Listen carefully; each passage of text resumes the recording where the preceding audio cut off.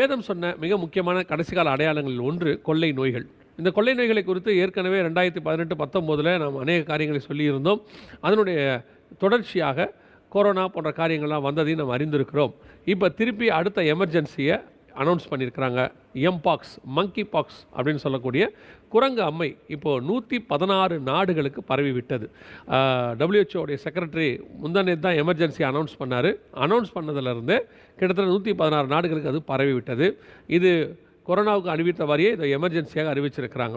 நமக்கு வேதத்தினுடைய கணக்கின்படி யுத்தம், கொள்ளை நோய், இயற்கை பேரழிவு, பஞ்சம் 4ம் ஒன்றாக சேர்ந்து நடக்கணும். அதுதான் 4வது முத்திரை. இப்போ வேர்ல்டு எமர்ஜென்சிக்கு கொள்ளை நோய் வர தொடங்கியிருக்கிறது. ஒரு பக்கம் யுத்தம் மும்முரமாய் போய்கொண்டிருக்கிறது. இந்த கொள்ளை நோயை மிகப்பெரிய விஷயத்தை ஏற்படுத்துமா அப்படிங்கிறத நம்ம பார்க்க போகிறோம். 116 நாட்டுக்கு ஏற்கனவே பரவிருச்சு.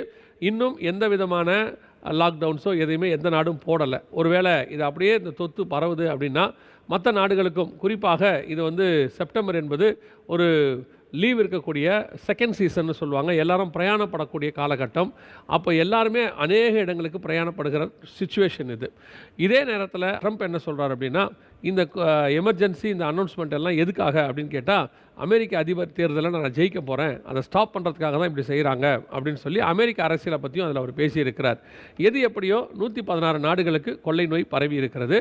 இது இப்போ இந்த அதிகமாக ஜனங்கள் ட்ராவல் பண்ணுற டைம் இது. இப்போ ஆகஸ்ட்டில் இருக்கிறோம், செப்டம்பர் செகண்ட் சீசன், அதிகமான இடங்களுக்கு ஜனங்கள் ட்ராவல் பண்ணுவாங்க. ஸோ அந்த நேரத்தில் இந்த நோய் பரவும் போது உலகம் முழுக்க வெகு எளிதாக பரவும். இப்போது 2வது மிக முக்கியமான அடையாளம், கொள்ளை நோயும் போய்கொண்டே இருக்கிறது. இனி இது அதிகரிக்கும். இன்னும் அதிகரிக்க காரியங்கள்லாம் செய்து கொண்டிருக்கிறது. 3வதாக ஒரு சில காரியங்களை, அதாவது பஞ்சாக நம்ம சில காரியங்களை பார்க்க போகிறோம். பார்த்துவிட்டு இந்த நேற்று வரை முடிக்க போகிறோம். வாங்க பார்க்கலாம். இது என்ன அப்படின்னு கேட்டிங்கன்னா, நோவா காலத்தில் ஜலப்பிரளயத்தில் அழிப்பதற்கு முன்பதாக பூமி கொடுமையினால் நிறைந்திருந்தது அப்படின்னு இருக்கு. இந்த கொடுமையினால் நிறைந்திருந்தது என்ன அப்படிங்கிறத பார்த்தீங்கன்னா, இப்போ ஒரு சில சம்பவங்கள், அநேக காரியங்கள் நடக்குது. நமக்கு அது காதுக்கு வர்றது தான் கொஞ்சம் லேட் ஆகும் அல்லது தெரியாமல் இருக்கும். வேர்ல்டு வைட் நடந்துட்டு தான் இருக்குது. ஆனால் இப்போது துணிகரமாக, அதாவது எதெல்லாம் ஒரு 20 வருஷத்துக்கு முன்னாடி நம்ம தப்புன்னு சொன்னோமோ அதெல்லாம் இப்போ சரி அப்படிங்கிற இடத்துக்கு நம்ம வந்துட்டோம். எந்த அளவுக்கு அப்படின்னு கேட்டிங்கன்னு சொன்னால், மதுபான கடை எங்களுக்கு வேணும் என்று சொல்லி தமிழ்நாட்டில் ஜனங்க போராட்டம் பண்ணியிருக்கிறாங்க. யோசித்து பாருங்கள். ஏற்கனவே மதுபானத்தால் தமிழ்நாடு மிக மோசமான நிலைமையில் இருக்கிறது, அநேக குடும்பங்கள் அழிந்து கொண்டிருக்கிறதுன்னு சொல்லி பார்த்துக்கிட்டு இருக்கிறோம். அதில் ஒரு கிராமத்தார், எங்கள் கிராமத்தில் மதுபானம் இல்லை, மதுபான கடை இல்லை, 18 கிலோமீட்டர் தள்ளி இருக்குன்னு சொல்லி ஒரு போராட்டம் நடத்தி எங்கள் கிராமத்தில் மதுபான கடை வேணும்னு கேட்டிருக்கிறாங்க. சரி, இதை வெறும் ஆண்கள் மட்டும், குடிகாரர்கள் மட்டும் கேட்டாங்கன்னு பார்த்தா இல்லை, அத்தனை பேரும் குடும்பமாக போய் கேட்டு வந்திருக்கிறாங்க, பிள்ளை குட்டிகளோடு போய் கேட்டிருக்கிறாங்க. யோசித்து பாருங்கள், இது ஏற்றுக்கொள்ளக்கூடிய ஒரு காரியமா? இதை அக்செப்ட் பண்ண முடியுதா அப்படின்னு சொன்னால்? ஏற்கனவே நம்ம பார்த்துருக்குறோம். அதாவது மதுபானம் இப்போ லீகலாக மாறிவிட்டது. உலகம் முழுவதும் இது அக்செப்ட் பண்ணப்பட்டுருச்சு. அதுக்கு முன்னாடி விபச்சாரம், அதுவும் தடுக்க முடியாதுன்ட்டு உலகம் முழுவதும் அக்செப்ட் பண்ணப்பட்டு விட்டது. அரசாங்கமே அதை எடுத்து நடத்தக்கூடிய அளவுக்கு.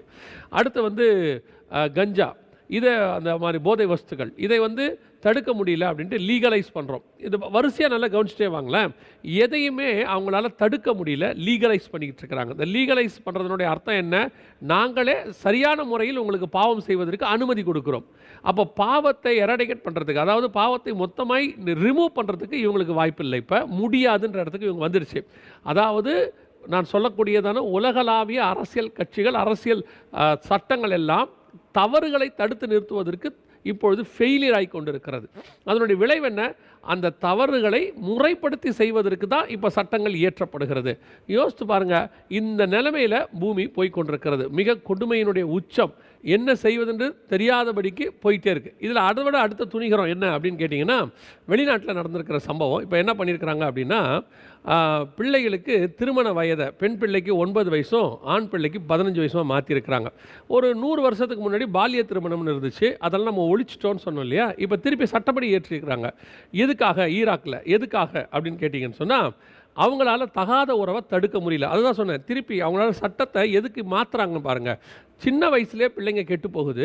அதனால் தகாத உறவை தடுக்கிறதுக்கு 9 வயசுலேயே பிள்ளைக்கு கல்யாணம் பண்ணி வச்சிடணும், பெண் பிள்ளைக்கு 15 வயசில் ஆண் பிள்ளைக்கு கல்யாணம் பண்ணி வச்சிடணும் அப்படின்னு சொல்லி இவர்களால் ஒரு 18 வயசு வரைக்கும் ஒரு பிள்ளையை வளர்க்க முடியவில்லை. அந்த பிள்ளைக்கு நல்லொழுக்கத்தை சொல்லிக் கொடுக்க முடியவில்லை. அதில் நடக்கிறதான அந்த தப்பை தடுக்க முடியவில்லை. அதனுடைய விளைவாக 9 வயசுலேயே பண்ணிடுறாங்களாம். இப்போ 18 வயசுக்கு மேலே பண்ண போகிற தப்பை அது 9 வயசுக்கு மேலே பண்ண போகுது. அவ்வளோதான். திருமணமான மட்டும் எல்லோரும் ஒழுங்காக இருக்கிறாங்களா? ஒழுங்கினங்கள் எவ்வளவு இருக்கிறது. இப்போ யோசித்து பாருங்கள், திருப்பி சட்டம் எதுக்கு மாறுது? ஜனங்களை திருப்பி அந்த தவறை முறைப்படுத்துவதுக்கு தான் மாறுதே ஒழிய அந்த தவறை ரிமூவ் பண்ணுறதுக்கு இல்லை. இது கொடுமையின் உச்சம் பூமி. இது எல்லாத்த விட உச்சமாக ஒரு கொடுமை இருக்கிறது. என்ன தெரியுமா? கடன் கொடுத்துருக்குறாங்க, வாங்க வராங்க. அப்போ கடன்காரங்க டெய்லி வந்து கேட்குறாங்க. இந்த கடன் கேட்குறவங்க வராமல் இருக்கிறதுக்கு என்ன செய்யலாம் அப்படின்னு அந்த வீட்டில் இருக்கிற பெண் ஒரு தீர்மானம் பண்ணுறாங்க. என்ன பண்ணலாம் அப்படின்னா, வீட்டில் துக்க செய்தி இருந்துச்சுன்னா, வீட்டில் துக்கம் நடந்தால் ஒரு மாதத்துக்கோ 16 நாளைக்கோ ஒரு மாதத்துக்கோ அவங்க வந்து எதுவும் கேட்க மாட்டாங்க அப்படின்னு சொல்லிட்டு, அந்த அம்மா தான் பெற்ற குழந்தைய 7 வயசு குழந்தைய தான் வீட்டு பின்னாடி இருக்கக்கூடியதான கிணத்துல போட்டு அவங்களே சாவடிச்சிட்டாங்க. எதனால் அப்படின்னு கேட்டால் இந்த ஒரு காரணம். இப்போ வந்து பார்க்குறாங்க வீட்டில் துக்க செய்தி, அதனால் கடன் கேட்க மாட்டாங்க. கண்டுபிடிச்சிட்டாங்க, அது வேறு விஷயம். யோசித்து பாருங்கள், கர்ப்பத்தின் பாலகனை ஸ்திரீயானவள் மறப்பாளோ என்று வேதம் சொல்லுது. இப்போது கர்ப்பத்தின் பாலகனை ஸ்திரீயானவள் மறக்கிறது மட்டும் இல்லை, கொலை செய்கிற இடத்துக்கு வந்துருச்சு.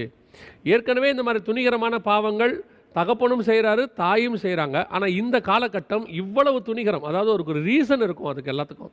இது ரீசனே கிடையாது. பணத்தை திருப்பி கொடுக்க முடியல, அவமானமாக இருக்குது, எத்தனை நாளைக்கு இதை தள்ளி போட முடியும்? ஆனால் இன்றைக்கி இந்த கொடுமையினுடைய உச்சம் பூமியில் போய் கொண்டிருக்கிறது. இதெல்லாம் ஆக்சுவலாக எங்கே கொண்டு போக போகுது தெரியுங்களா? நம்ம வேறு மாதிரி யோசிச்சுட்ருக்குறோம்.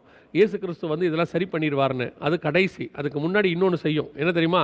இப்போ இந்த பூமி ஒழுங்கினத்துக்குள்ளே போகுது இல்லையா? இப்போ மக்களுடைய எல்லாருடைய மைண்டில் என்ன இருக்குதுன்னு கேட்டிங்கன்னா, இந்த டெமோக்ரஸியில் இதை சரி பண்ண முடியலங்கிறதான ஒரு தாட் எல்லாருக்கும் போயிட்டுருக்கு. யாராவது ஒருத்தர் வரமாட்டானா, வந்து எதையாவது செய்ய மாட்டானா, இந்த சினிமாவில் பார்க்குற மாதிரி அப்படி பண்ணி இப்படி பண்ணி வந்து சரி பண்ணிட மாட்டானான்னு ஒரு தாட் மக்கள் மைண்டில் போகுது. இது எதுக்கான வழிவகை செய்யப்படும் தெரியுமா?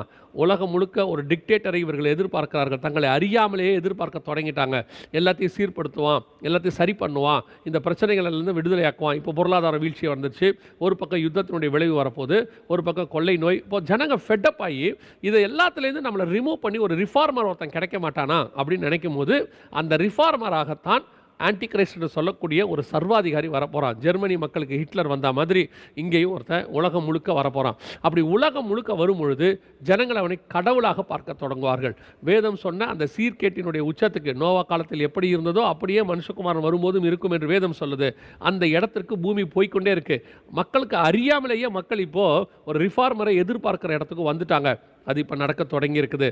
ஸோ வெகு சீக்கிரத்தில் அந்த ரிஃபார்மர் அல்லது அந்த சர்வாதிகாரி வெளிப்பட போகிறான். அவன் வருவதற்கு முன்பதாக திருச்சபையை எடுத்துக்கொள்வேன் என்று கர்த்தர் வாக்கு பண்ணியிருக்கிறார். இயேசு சொன்ன இத்தனை விஷயங்களும் துல்லியமாய் நடக்கும். ஆனால் அவர் வருவேன் என்கிற வாக்கு தத்துவம் துல்லியமாய் நடக்கும்.